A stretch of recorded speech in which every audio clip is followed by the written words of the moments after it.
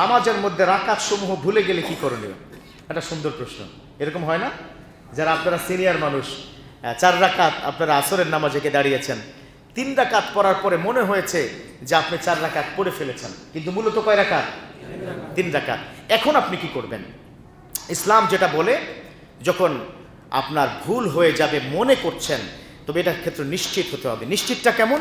আপনি নামাজে ধরেন 3য় রাকাতে আছেন, আপনি 3য় রাকাতে থাকা অবস্থায় এটাকে 4র্থ রাকাত যদি আপনার মনে হয় যে এটা 4র্থ রাকাত, সেক্ষেত্রে আপনাকে ডিসিশন কি নিতে হবে কুইকলি, যে এটা 4 রাকাত কিংবা 3 রাকাত। কথা কি বোঝা যায়? মানে আপনি ধরেন 3য় রাকাতে আছেন, কিন্তু আপনার কাছে কি মনে হয়েছে না এটা আমি 4 রাকাতই পড়ছি, কিংবা 4র্থ রাকাতে আছেন, মনে হচ্ছে আমি 3 রাকাত পড়ছি, 3য় রাকাত পড়ছি, এরকম চিন্তা হয় না অনেক সময়? তখন আপনাকে কুইকলি একটা ডিসিশনে আসতে হবে। ডিসিশনটাকে হয় 3 অথবা 4।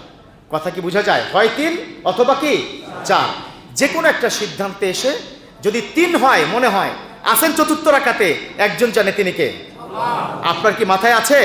নাই। আছেন 4র্থ রাকাতে, মনে হয়েছে 3, এবং আপনি চূড়ান্ত সিদ্ধান্ত না আমি 3 রাকাতই পড়ছি, তাহলে আরো 1 রাকাত শেষ করে নামাজ শেষ করবেন। কথা কি বুঝাতে পেরেছি?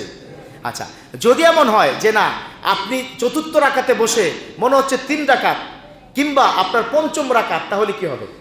4র্থ রাকাতে আছেন কিন্তু মনে হচ্ছে না আমি তো 5 রাকাত কি পড়ে ফেলছি, তাহলে ইমার্জেন্সি যে অবস্থায় থাকবেন ওই অবস্থায় বসে যাবেন। বসে গিয়ে আপনি আত্তাহিয়াতু পড়বেন, তারপরে কি করবেন? সাথে দুরুদ মিলিয়ে ডান দিকে এবং আপনার সালাম ফিরিয়ে 2টা সাহু সেজদা দিয়ে আবার আত্তাহিয়াতু থেকে পড়ে কমপ্লিট করে সব শেষ করে সালাম কি ফিরাবেন। পারা যাবে তো ইনশাআল্লাহ? মনে থাকবে তো ইনশাআল্লাহ?